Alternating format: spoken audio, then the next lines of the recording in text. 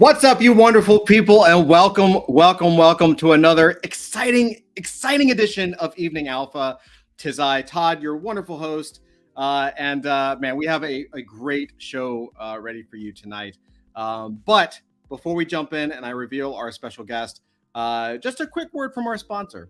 You know what? I'm going to give you a tease. I'm going to give you a little bit of a tease even before I give you to the sponsor here. Tonight is going to be a very interesting night. We're going to have a really good conversation because, as many of you know, my background is in animation.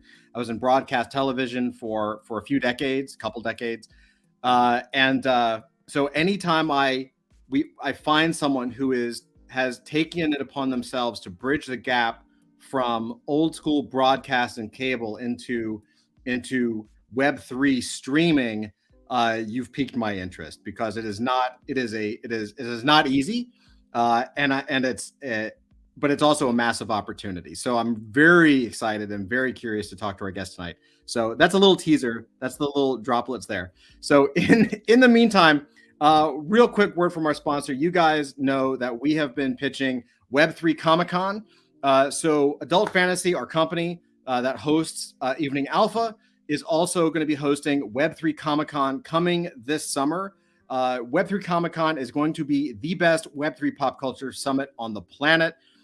We have dozens of amazing projects lined up. We've already got a bunch of confirmations, and we are setting this up to be the event of the summer. The good news is it doesn't matter where in the world you live, because in true Web3 fashion, this is virtual, meaning you can be naked and still attend. I know I will be.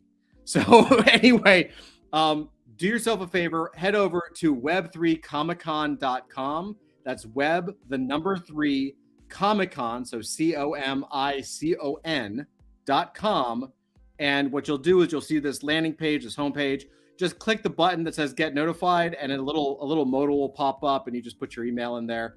And we'll let you know when stuff is happening. So you don't want to miss it. It's going to be phenomenal. We're going to make this a huge event as we are putting everything we possibly can into this to try to make it a statement in the Web3 space for virtual conventions. So web3comiccon.com, go check it out. We will be revealing special guests and panels and live events and all kinds of stuff, including the date later on in the coming, I'll say in the coming weeks and months ahead. A little bit of time because summer's not here yet. So, but get yourself ready. Head over to web3comiccon.com, get notified, and we will let you know. And with that, I am going to I'm ready for this. And so, okay. I'm trying to figure out a way not to gush over our guest tonight, because again, near and dear to my heart, there are certain projects that just ooze with potential. And I think tonight's guest, who is doing the very first NFT powered streaming service, certainly qualifies. So I would like you guys to welcome Tony Mugavero. I'm going to butcher this. And we just talked about this, and here I am going to butcher it. Tony Mugavero. That's it. You got it. You got it. With a name like Juanish, you would think I would be able to do this. We literally just had a conversation about how my Southern is going to butcher this. From Rad. What's up, Tony? How you doing, man? Hey, what's up? Thank you for having us. We appreciate it. Apologies for butchering the name. Oh, please. I mean, I'm an adult and I grew up with it. You know, like it's what else can you do? They get it right in Italy, but not in the U.S. I know. We both need names like Smith. Yeah, that's the move. You know, change it. Or just like our first name, like Madonna, you know. Formerly known as. Yeah. Just a symbol. Yeah. No, it's good. It's great to be here. Definitely appreciate it. Hell yeah, man. Yeah. Excited to get into the combo for sure. Awesome. So Tony, tell me, man, what is Rad? Yeah. Okay. I mean, at a high level, there's actually like a lot of storytelling that, you know, gets us to this point. But a high level, you know, we saw an opportunity that, you know, video was lacking tools in the Web3 space, and you know, particularly around large pieces of content and streaming, and you know, what does that mean for content entitlements and IP rights around content that shows up in, or cartoon characters that show up in a show or something like that. It's like all at the beginning, it was all JPEGs, and that was pretty much it. And our backgrounds were building streaming networks and creating content. I mean, a bunch of people from our team, myself included, produced music for many years, electronic music, and saw what it was like to sit on the creator side of things. And so as we started to discover blockchain tech, I mean, really, I got into Bitcoin in 2012 and Ethereum in 2017, and we started writing a decentralized content platform for content using smart contracts in like end of 2017, early 2018. So, we're long believers. This is not oh wait, blockchain's hot, let's jump on that. That's not it at all. And so yeah, we had a bunch of great relationships. Maybe I'll rewind a little bit in the history, because it points to how we formed content partnerships and some of the hardware partnerships. And but really at a high level, if you think about it, it's a Web3 centric streaming platform. And so, but how did we get here, right?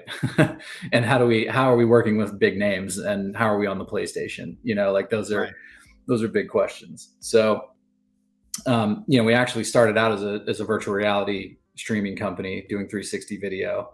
And, that was, at the time, there was a big upswing in that. And a lot of the studios were heavily investing in immersive content. And we were the first mover, really. We were the only streaming platform for VR at the time. And, this was Oculus was a Kickstarter. And so we were working with all the studios. They were giving us content exclusively because there was literally nowhere else they could do it. So we were working with Disney, Fox, NBCU, Viacom, Discovery, Nat Geo, everybody, broadcasters, studios globally.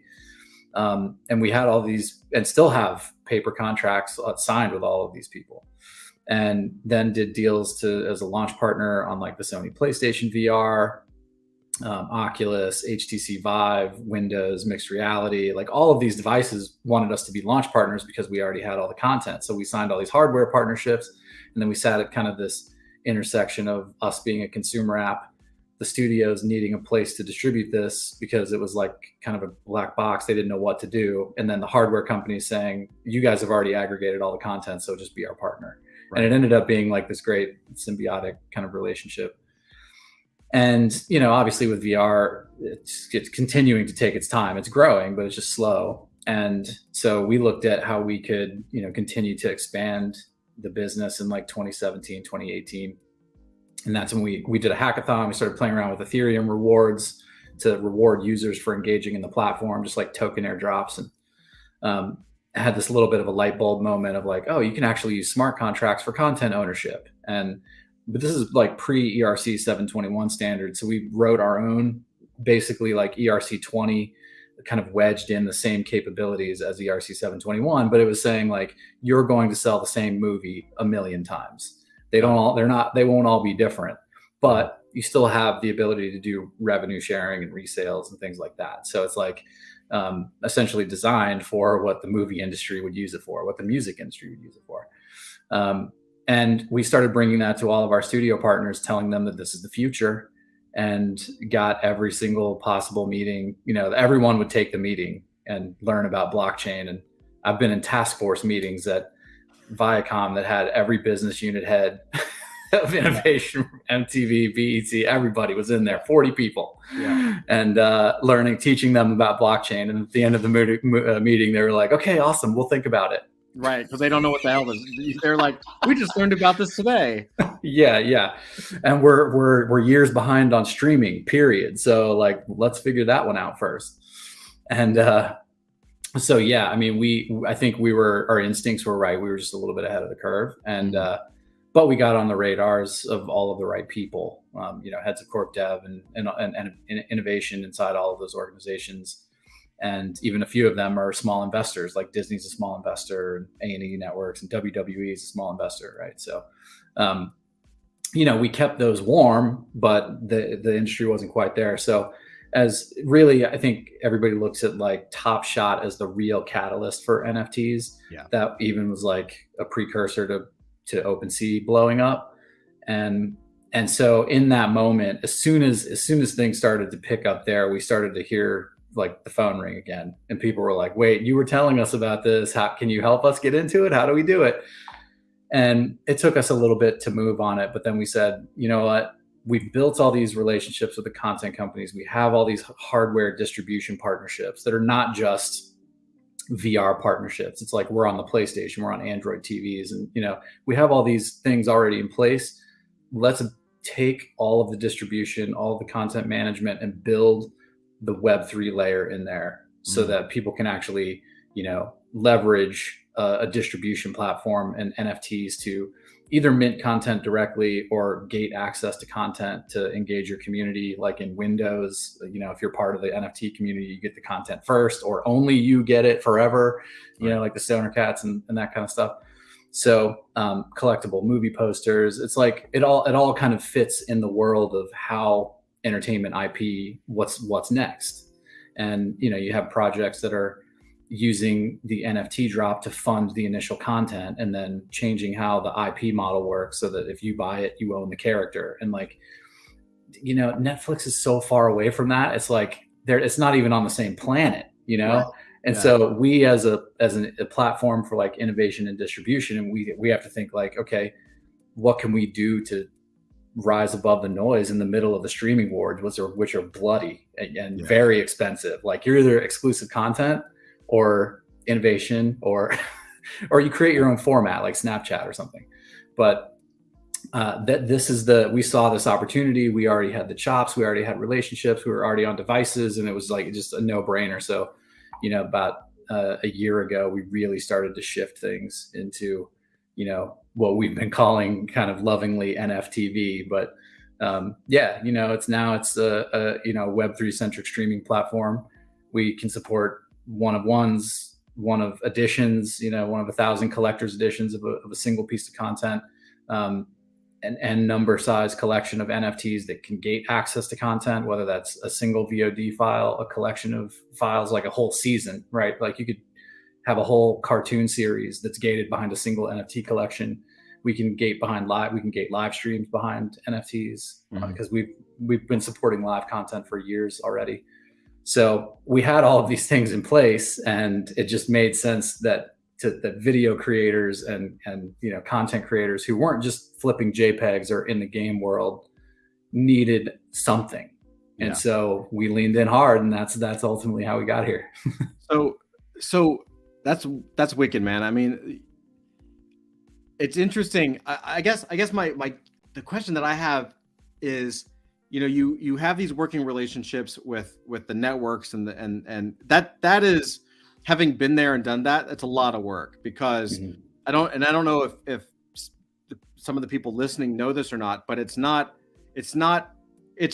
thing to get the meeting, right? And really, and this is just my own personal experience, but getting the meeting isn't necessarily the hard part.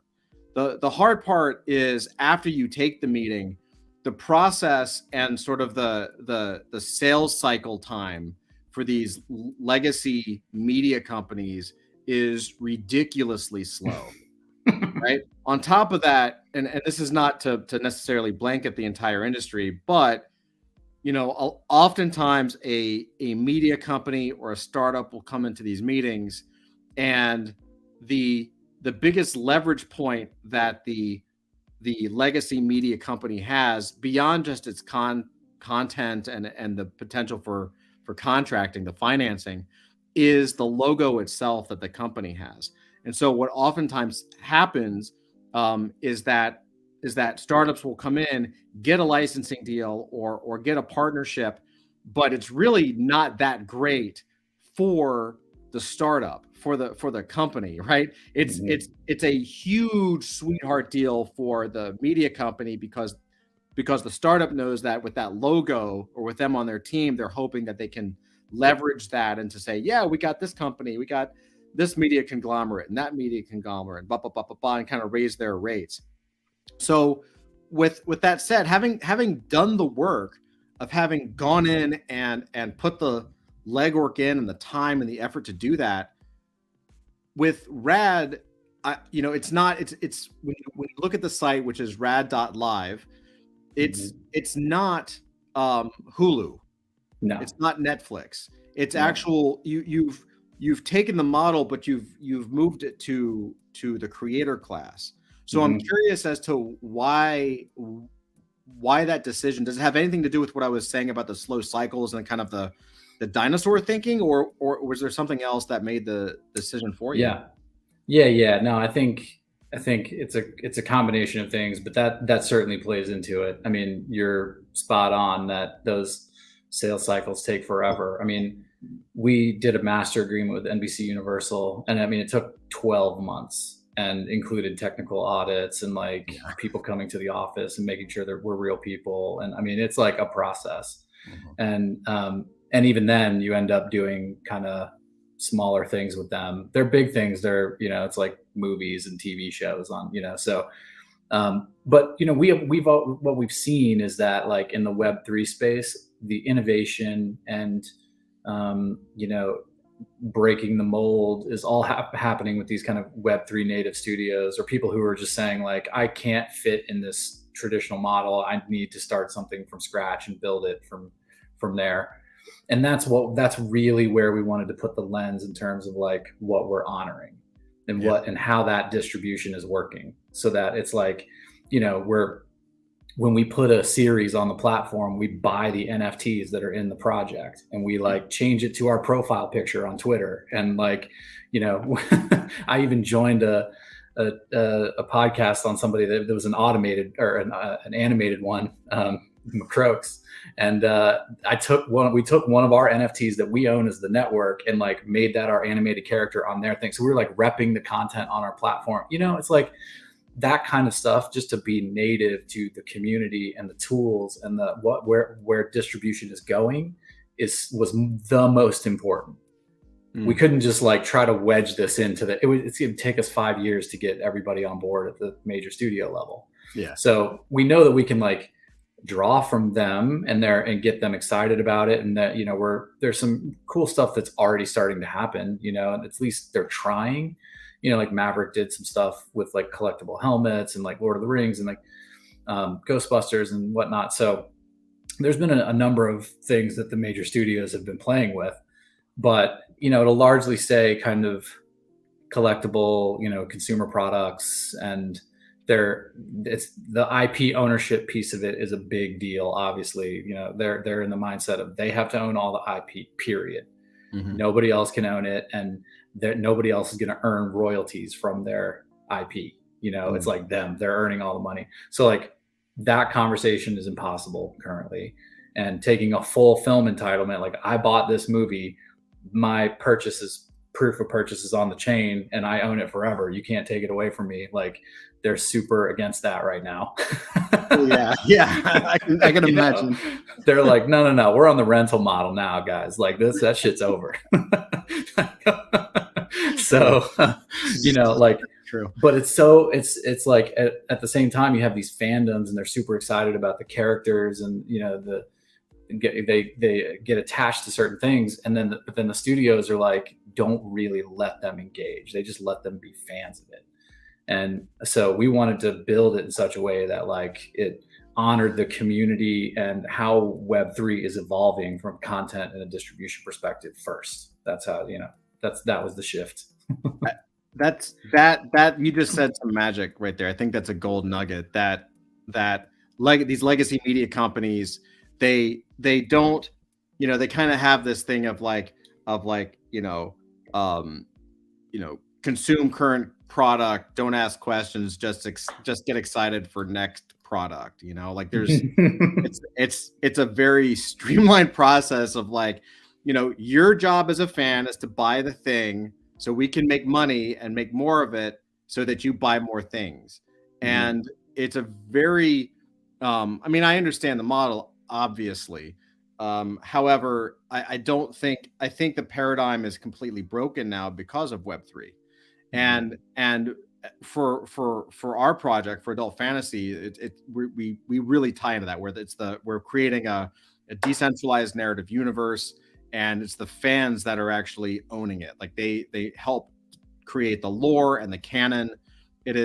We're creating actual frameworks and systems to allow anyone to come in and be able to create stories at a very high level that actually affect universal growth of whatever this thing becomes, right? Mm-hmm. So it's the idea that the fans are inherently baked into the core of whatever the property is very near and dear to my heart, right? Mm-hmm. They're necessary. They're like, Necessary. that's Well, part of the it's the same process. thing. Like behind me, you know, like I always call this the my backdrop. I always call it the world's most expensive green screen because it's all comics and graphic novels and toys, right?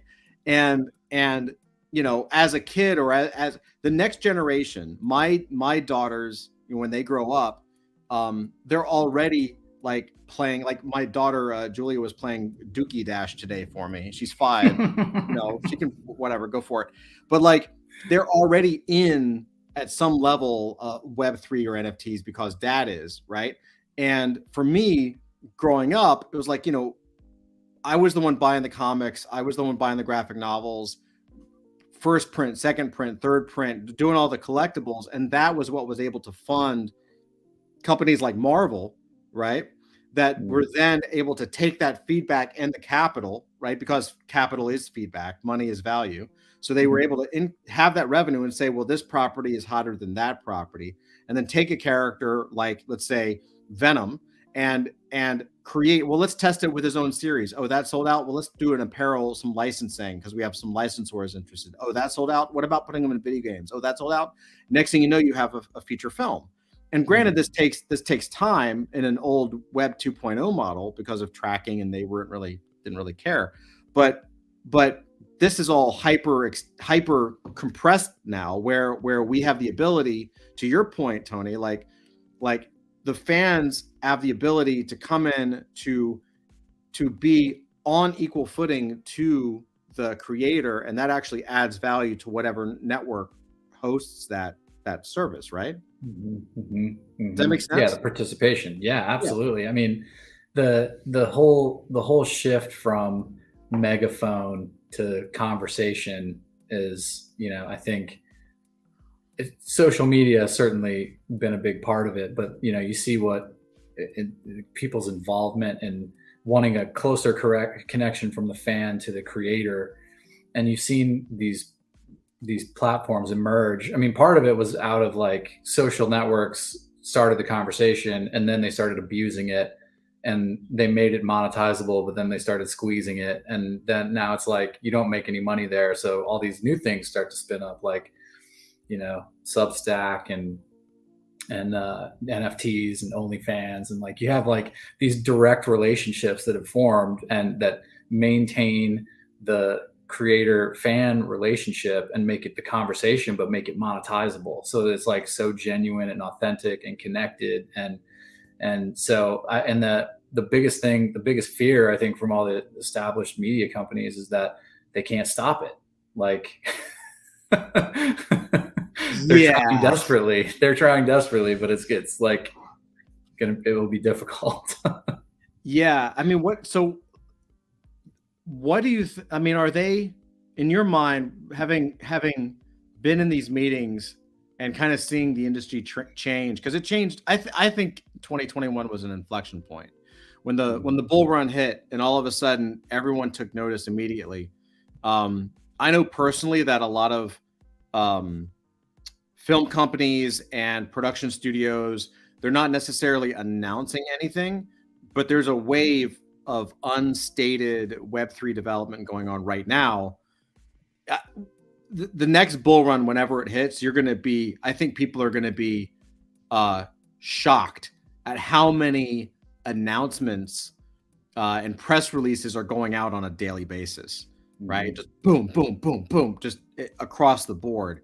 So have you seen the adoption rate tick up, or do you feel like it's now in like people maybe a little more educated now in the space, but they're just sort of like kind of buying their time or trying to place their bets slowly? I mean, it's definite quietly building, and a lot of things that have not been announced but will be. And you know, I think a lot of it is kind of marketing driven, and You know, a couple different studios have kind of talked about how like they almost have to create a sub studio, like a little creative labs studio in house in order for them to even achieve some of these things, and just put a few people in a room and give them energy drinks and, you know, some edibles and let them go. You know, it's like, that's like the only way. Cause if they try to take their existing IP or they try to wedge it into an existing model, it just like always falls apart. Yeah. And they don't know which business unit to talk to. And like now all of a sudden, like the studio and consumer products have to agree on something at the same time. And it's like, whereas like, you know, a couple people in their bedroom can just bang out an NFT project in a weekend and get after it. So, you know, I think there's a little bit of that that's going on, and it's this kind of tug of war a little bit, because if you start to talk about like, you know, well, this handles payments, this handles, you know, royalties, this handles smart contract, talks about who owns it. Like, you don't, so why do you need a legal department? Why do you need a finance department? And you like wipe out, you know, hundreds of jobs at Spotify, like hundreds of jobs at the studio. And they're all like, oh, don't do that. No, we can't have that. Yeah. And they've literally spent like digital, you can see their motives. Like digital, they had the opportunity to do what's happening right now in the creator community. They had the opportunity to do that with digital. Their first move in digital was to start taking shit away from you. Right. We had the ability to buy DVDs and CDs and like own the content, and like I have records like, you know, right behind it. And like the first thing that everybody wanted to do digitally was take things away from you instead of like open up the conversation and start to like work together on. And this movement has formed so kind of suddenly and organically that when Warner Music Group invested in us a few years ago, and one of the things that was so funny to me when we were like finishing up the deal, and they were like, we're tired of things happening to us. Yeah. And that's really stuck. Isn't that enlightening though? Isn't that enlightening? like that's an incredibly poignant statement for a company to make. To recognize that it happens and to recognize that they're taking ownership of it is a huge thing. Because you know as well as I do that they were completely having things happen to them, and publicly they were like, no, it's fine. No, we're this giant company. We're fine. And now all of a sudden they're like, oh Jesus, please, like what, you know, like that's a huge statement, I think. Yeah. Well, and props to them for like getting out. I mean, they've invested in Web3 and like they've been investing in the future. I'm like, props to them. But it really stuck with me because it felt so representative of what everybody in the big media, you know, movie studios and record labels, and it just feels like they were all like, oh, the internet really got us. We have to start getting out in front of this a little bit. I think it's also interesting. I mean, you said something that I think people like us who've been in that side of the business for a while kind of take for granted, and that is that we moved from an ownership culture to a rental culture. And I don't think most people, like speaking to just even my extended family, like they don't really think about it like that, right? Oh, well, you go to you know, you pay Netflix and you get TV or whatever, or Hulu and you get TV and movies and all that. Or if I want to quote unquote own a movie, I can go to Apple and I can download it from the Apple Store or iTunes or whatever they're calling it these days. And you have your music that you pay a subscription for. You can have your movies that you quote unquote buy, and so it's stored in your cloud or on your local or in your account. But you don't actually own these things, and it shocks me that other people get shocked when they buy a movie, for instance, and then the licensing rights fade out, and then the movie is then removed from the store, which is automatically removed from their account.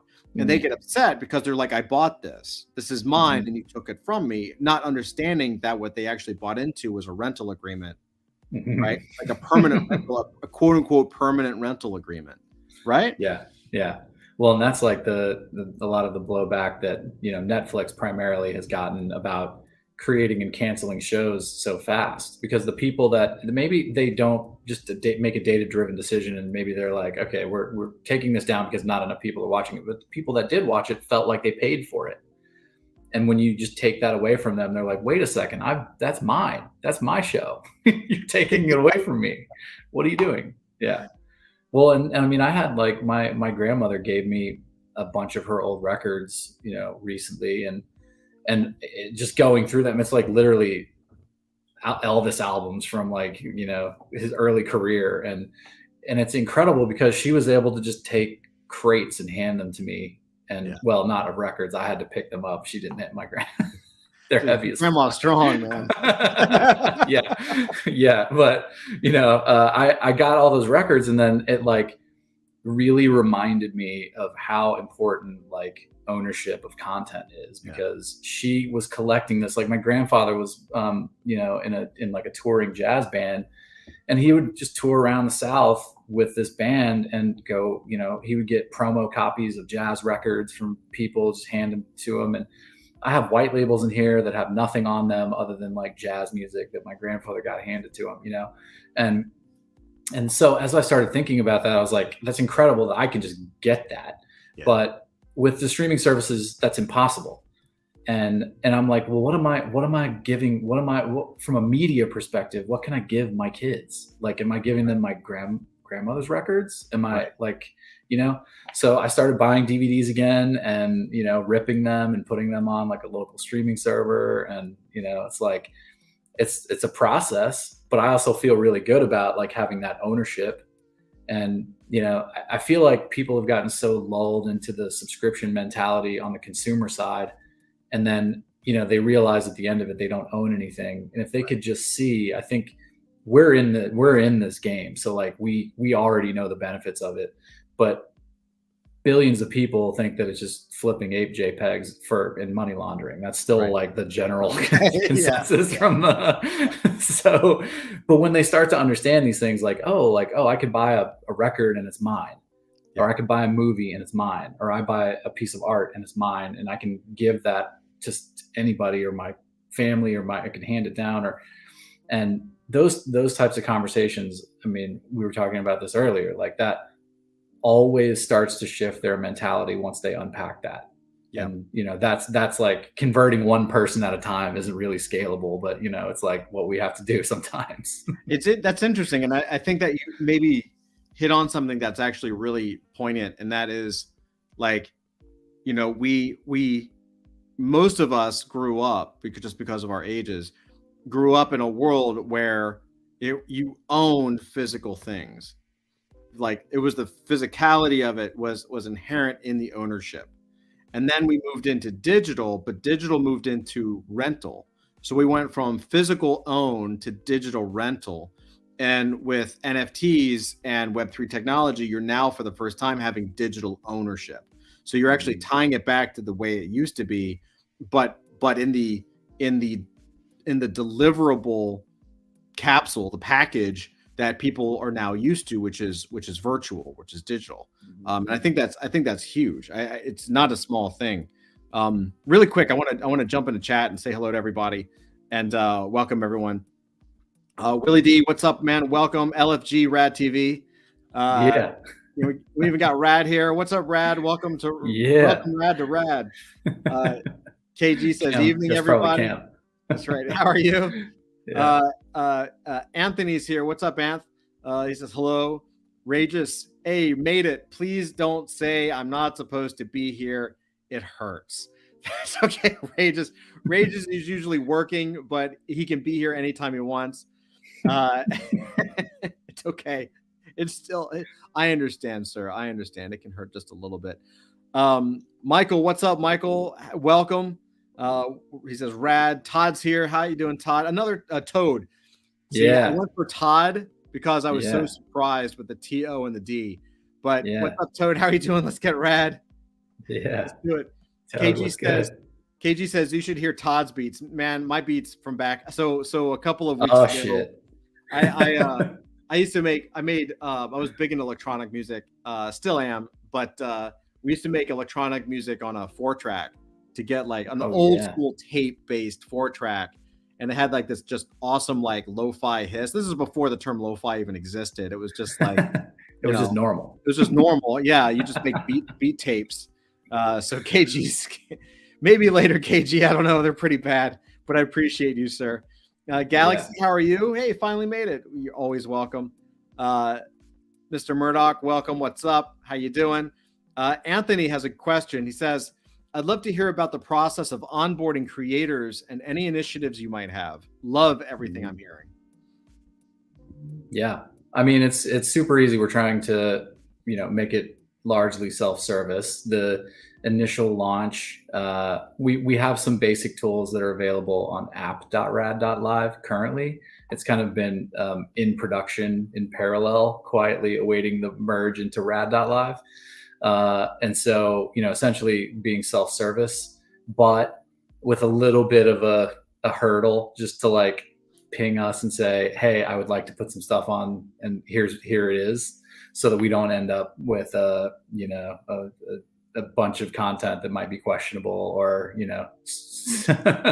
just things that we can't have, as like being on the PlayStation, for example. Like we'll get banned from the PlayStation or being, so it's a little bit of that, but we in the roadmap has the ability for people to just upload whatever content they want, but it wouldn't show up as like editorialized and curated in the app with all the other kind of big names that are in there. So, but yeah, super creator friendly is how we're kind of thinking about it. But there's a couple different form fields that you can say, like, just mint this as an NFT or gate this behind a collection. It can be an existing collection. You can gate it behind apes. You can gate it, whatever you want, but it could be an existing collection.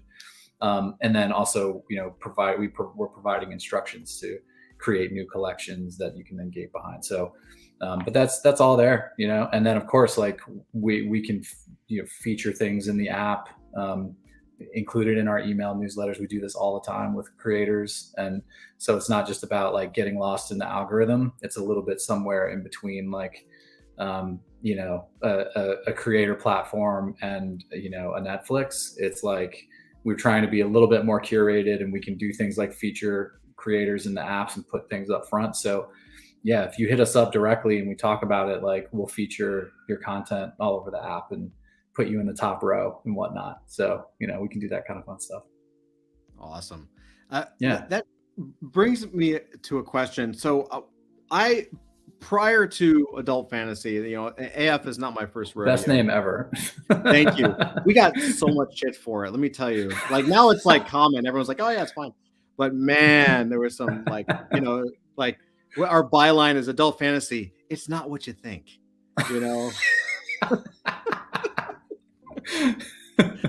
It's incredible. It's been a lot of fun. But it's Web3. You got to be fun with it. Yeah. So, yeah, appreciate that. So, but prior to AF, we were doing, I mean, we've been in the startup space for a long time. I've done a lot of advising for venture-backed companies and accelerators, Techstars and Teal Fellowship and several others. But because of my specific knowledge in prior startups, having worked in trying to my early startups, let me put it this way, my early startups attempts were geared towards democratizing and decentralizing art and creative expression. So we were building platforms geared for creators, specifically at the time artists, who would come to our whatever platform we had. We went through a few different pivots, and we would take their work and kind of broadcast it, right, amplify it.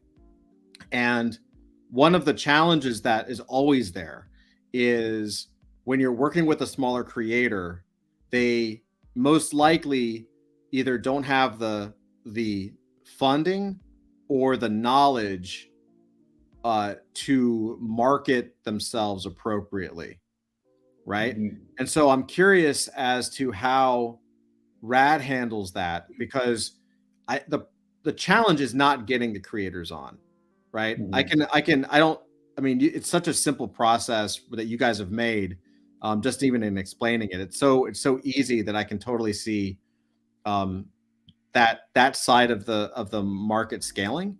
But once you have these creators on, how do you then go about like either I guess the two sides of it would be drawing the audience, the marketing side of it, and then the monetization side of it. How does that fit with smaller creators that may not be to a level yet where they fully understand how to amplify their voice in a market? Yeah. I mean, the first thing is that we've like made the entry a lot easier. Like if you go to any of the social platforms that you can monetize on, they typically have, you have to have 10,000 subscribers or 10,000 followers, or to unlock the business tools of the partner program or whatever it is. And if you're a new creator that's starting out, I mean, I've seen some NFT projects that put their content on YouTube and they, it's like, get a handful of views and it's just it takes a long time to get there, but it's actually really good content and some that's like really funny. But they're just, the only opportunity for them to monetize is to like wait for 6 months or a year, or like get their audience up to a size where it needs to be, and then start to monetize in there. And so initially it was just like, okay, well, let's make it easier for good creators who might not have those followings to get on and start monetizing immediatay, so that they can start to make money that then feeds back into their business, so that they can then make noise themselves too. But then also like being less precious about like the home screen space. I mean, like we have Complex Magazine's channel on the platform, but like that we can also, an NFT project that launches and gives us the content a day later, like we can put them up there right next to it, and it's like so that's the kind of decision-making process that we make to try to elevate people. And then of course we send out like tweets constantly. Like Cam, I think, is probably listening in on this podcast, but like absolutely crushes it in the community space and the conversation. And he's always engaging with the projects that we're working with and retweeting them, and all, like, it's just like constant support of the creators. And then, like I said, like we buy into their projects. So it's not just like, hey, this is cool content, we'll put it on the platform. It's like the first thing we do is like go find NFTs from great projects and buy them, strike up a conversation. And we're like, we love your stuff, like let's get it on the platform. And so it's like we're kind of giving first and like giving them things that are actually helping them grow in like an authentic and a community driven way. And of course, like we as a platform do things like, a little bit of marketing here and there. And like we get press and we include projects in the press that we get, like our, like new partner projects that are launching or Medium articles that we're posting. So we just try to glue all of that together and put everybody in there and lift it all up.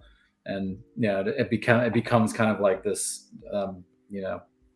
landscape of different marketing initiatives that all come together, I guess. So, yeah. Awesome. KG says, are you working with any Web3 gaming streamers? Not yet.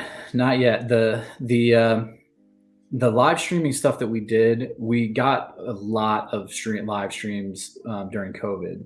And so we did like Electric Daisy Carnival and Lightning in a Bottle and, Digital Mirage and like all the, like we had Tiesto and Cascade and Deadmau5 and like everybody was on the live streams on Rad.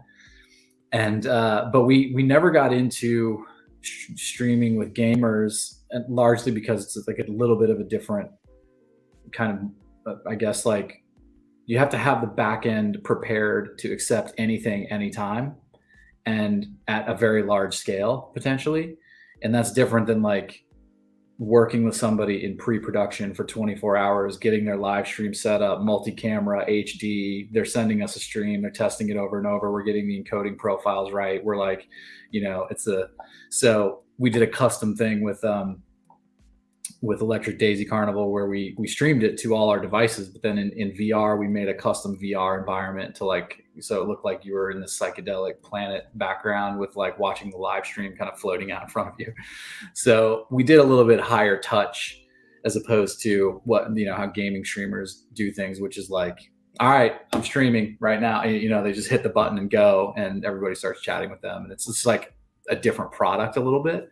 But that's not to say that we're not open to doing that and or partnering with some of the kind of, you know, higher production value, like maybe, you know, less kind of last minute or of the minute kind of streaming model. Cause that's like, we're not really set up for that, but we can support live streams. So yeah.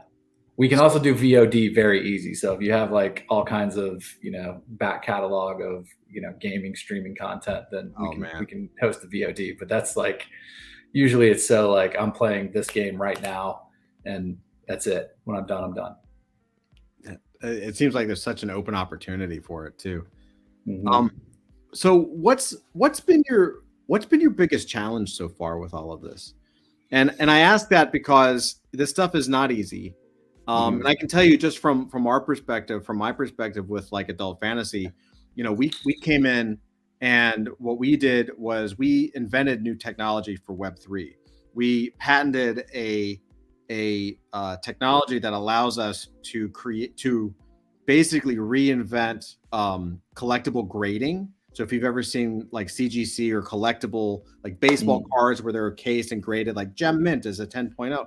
We actually invented that for the NFT for Web3. Oh wow! And what part of that patent is an algorithm where we can do static grading. So you mint and you get a randomized static grade with generative damage on your NFT. So we actually algorithmically apply damage, or in the case of our very first launch, Adult Fantasy Season 1, we released a series of 25 characters, and just to kind of do a demo of the technology, everybody that minted was given a 0.5, which was like horrible. If you know anything about like Top Shot or anything, a 0.5 is like poor. It's wrinkled, it's ripped, it's shredded. There's scratches all over the card. It looks like someone spilled coffee on it. It's just horrible. And of course, my background, you know, being with Cartoon Network and Adult Swim, we liked that because it was kind of had a little bit of like a little bit of sarcasm in the mint, like, hey, here's your shitty card. But what happened though is that the patent, the technology allows for real-time dynamic transformation and de-aging.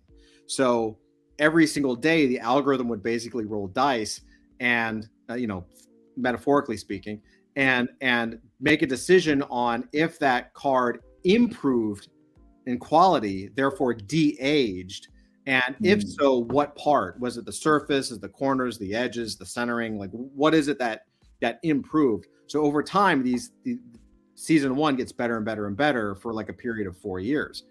And the challenge that we ran into, you know, people really liked it, which is a blessing. But one of the challenges we have is that, you know, I wanted to make sure that anyone who got into our project from day one knew that we were what the project was, right? Like, we're here for the long term. We're creating basically the next generation of the Marvel universe in our own way.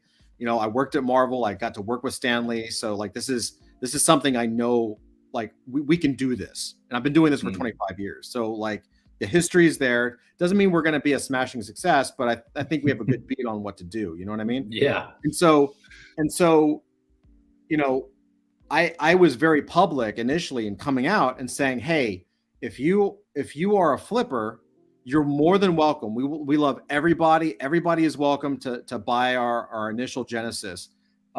However, I want to make sure that you understand that if you're buying it to flip it, you're probably not going to be happy, because you're not going to know what that final grade of that NFT is, what the final rarity of that piece is for 4 years.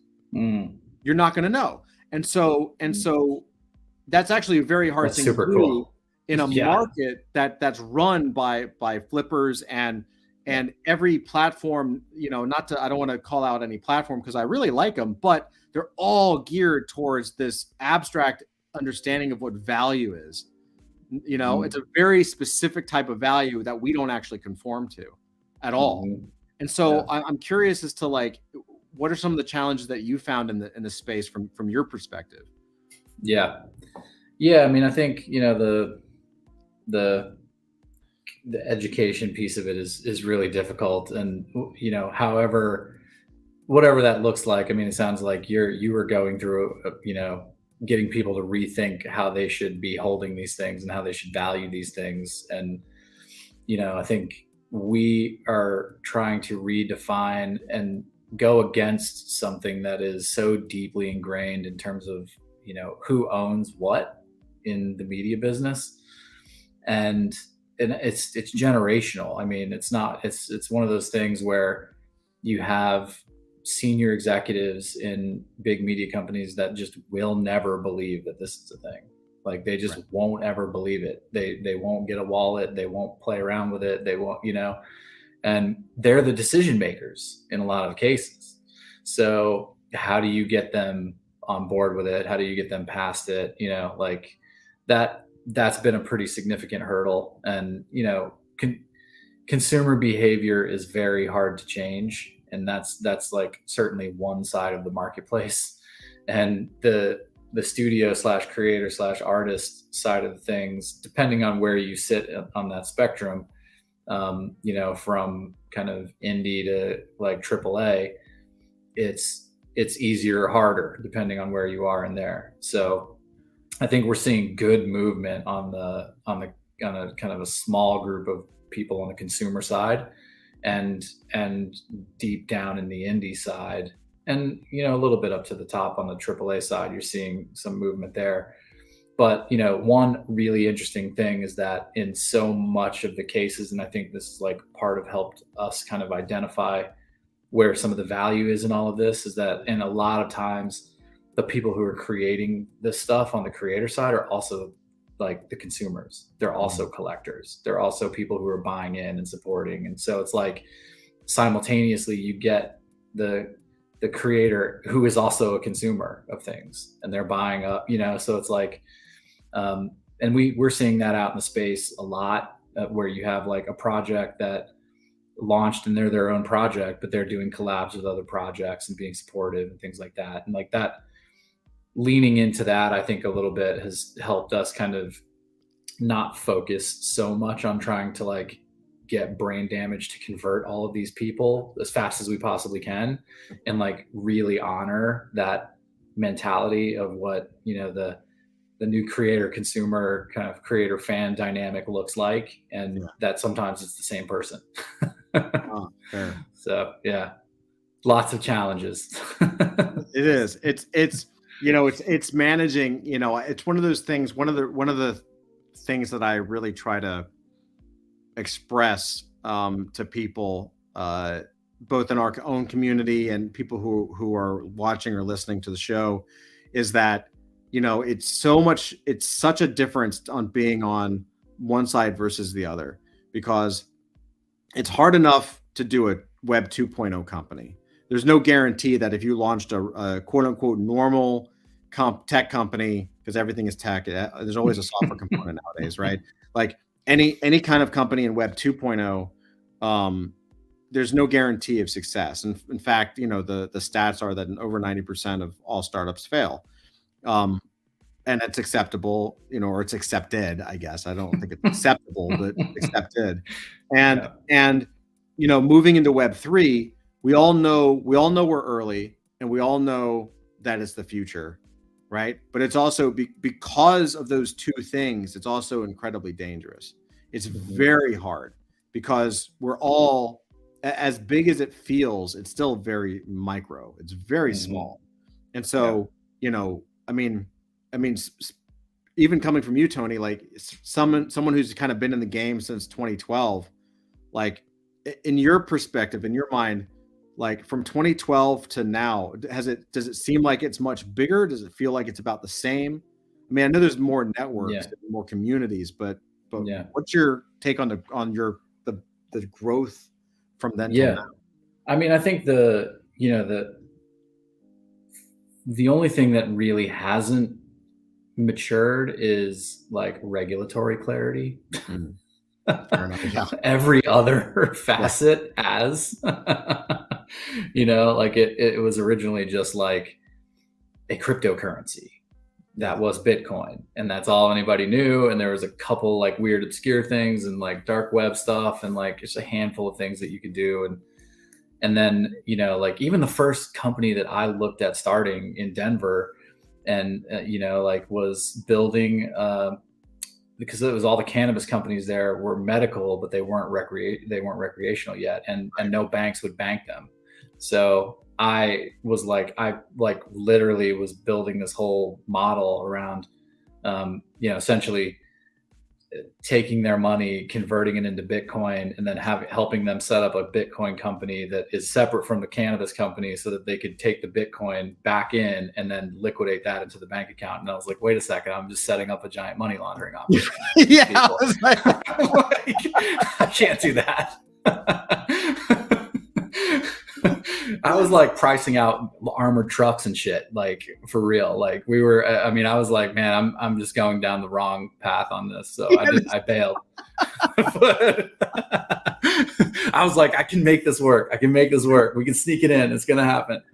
And no, it didn't go down. But, you know, I think regulatory clarity we're still lacking on significantly. You know, you still see the same memes of like Bitcoin is over, and then literally every single time it keeps climbing. And I think the biggest thing is now 2017 was there was a big scare there with the ICO bubble and burst, and there was a big scare there. And I think everybody was like, oh man, maybe this is too messy. But what came out of that with DeFi and now NFTs, I think we're in in NFTs, we're in our ICO moment. So like with NFTs, they're just a native token, right? So like we're playing with the token, just like we were playing with ERC20 tokens. All these projects were launching, they were taking tons of money. They had to go liquidate the ETH to actually fund their company that was no real company. It burned the market down, and nobody had any businesses left or any tokens left. Right. And same thing happened in the NFT run up. You had all these companies that were taking all this money in on the promise that they were going to build their own metaverse or their own project or whatever. They realized, oh shit, we can't actually do this with this much money, and we don't have a real business. People aren't paying us anything. Right. And we're not making any resale. So like, shit, sell the ETH quick.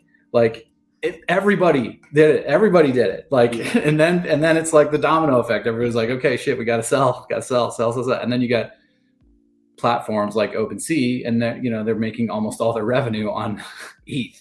Right. So how do they fund operations? You know, like people can't go to the grocery store and pay with ETH yet, so they have to liquidate.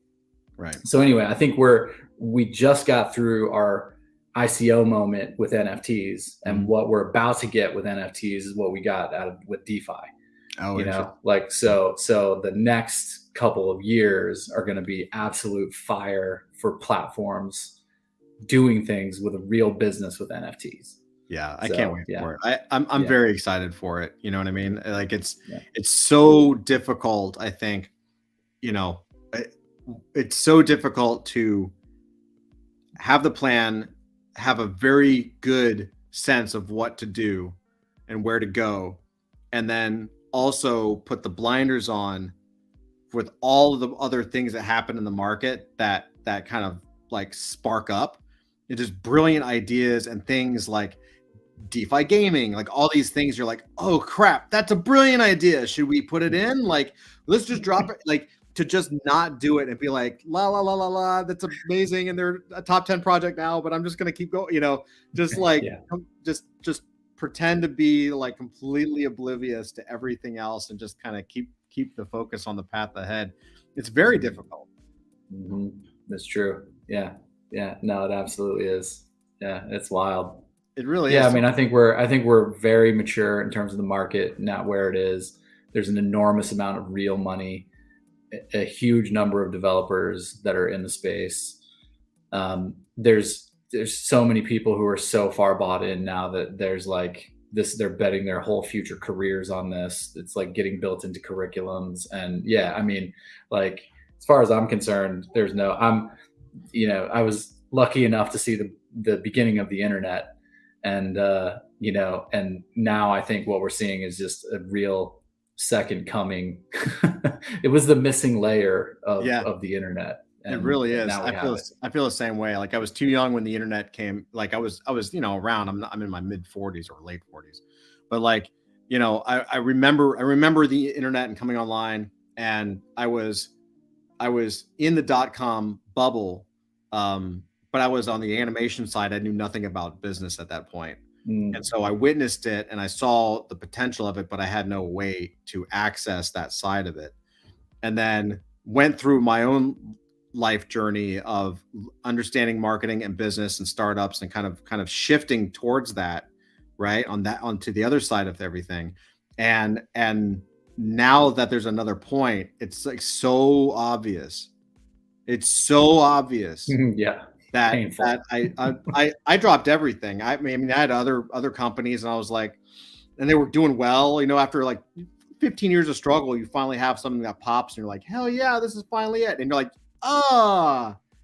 yeah, I'm going to have to, let me get back to you on this company that's actually working. I gotta, there's pictures of monkeys, man.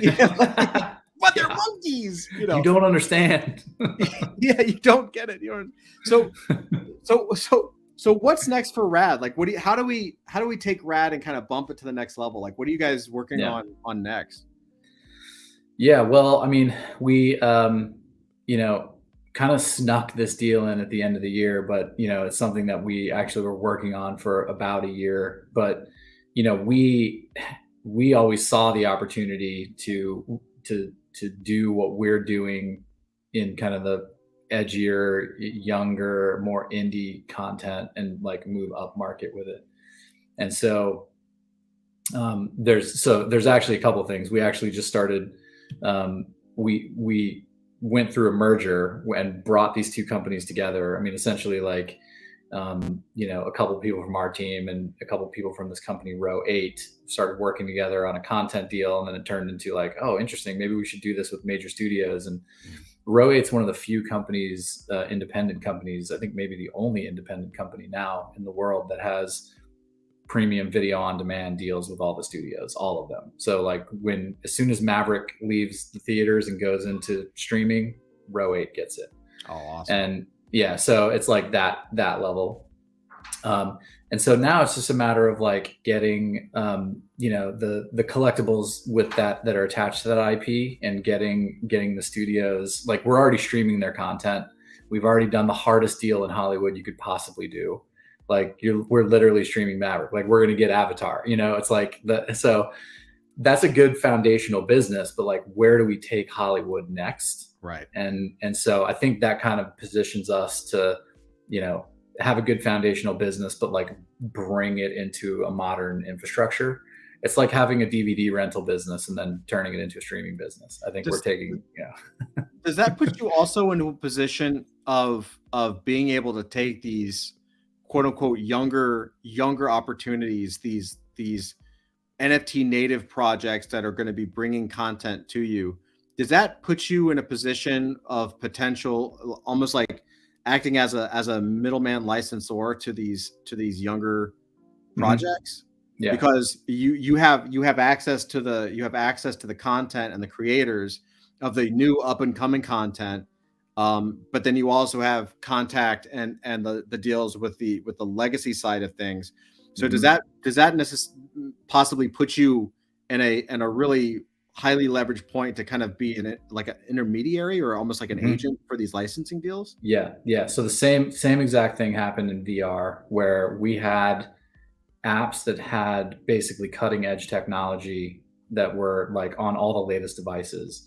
And all of those companies said, we're not going to do this ourselves. It's too far for us to reach right now. We'll just partner with you. And that was on both the content / studio side as well as the hardware side. So it ended up being that like anybody who wanted to do anything in this ecosystem to get to those devices ended up coming through us. So like if a new Web3 centric studio came up and in the world and they created a couple videos and they're like, you know what, we want to create a streaming platform and get this on the PlayStation. Sony has like 15 video apps. you know, like you might be able to get on an iPhone and, it'll take you a little while, but like once you start to get into like, Roku and Quest and PlayStations, and like it starts to get more difficult. And so that's where we end up being a really good partner for distribution, and can work with the new up and coming creators, and then as well, like when somebody's like on the hardware side of things, when they're getting hit up. And this happened, like Discovery Channel was wanting to launch a bunch of VR content, and Sony was like, just use our partner, like just we're not going to support your app. So I feel like we're in an interesting position there, and it'll take a little bit of time to bring the major studios in, but the up and comers, we see the opportunity to, like, what I want to do is identify the absolute cream of the Web3 space and put them next to Maverick and Avatar. Right. And love it. I love it, man. Like, that's coming for sure. 1,000%. You're making me want to bust out some animation. I love it. So that's one thing. And then the other thing too, that Rad specifically is launching, we're launching the pre-sale of it is supposed to go live tomorrow. The team has been hard at work over the last week, kind of working out all the kinks, but it's basically, we launched like this alpha version of like an unlimited subscription to the platform last year. And it was like meant to be kind of a small test. We didn't promote it. It got a little bit of attention and love, and like, it was exciting, called the Rad Pandas, and these little 8-bit pandas, and it was fun.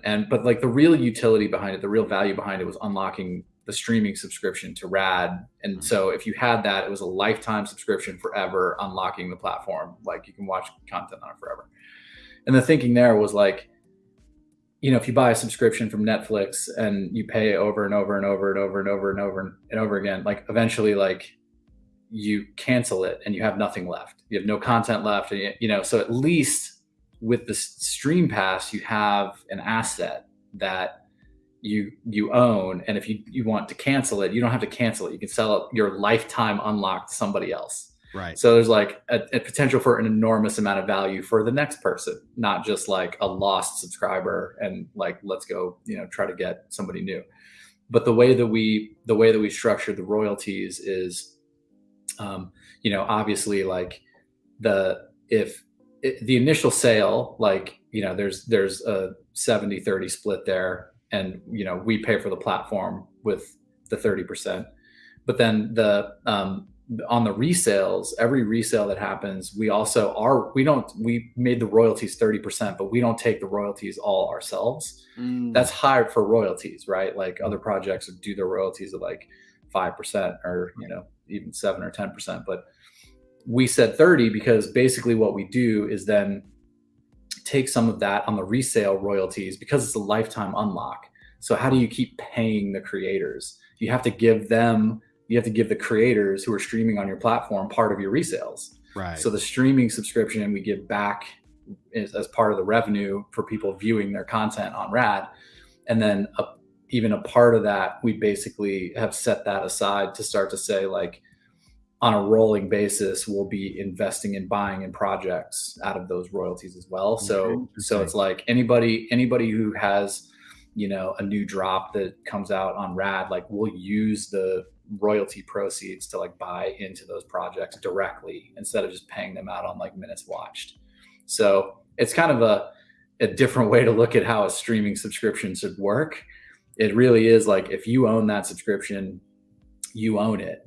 And if you're a creator in the platform, you're benefiting from that subscription, even though it's a lifetime unlock, because you're taking a participation in the royalties instead of like a $4.99 or $9.99 every single month. You can get payouts from that.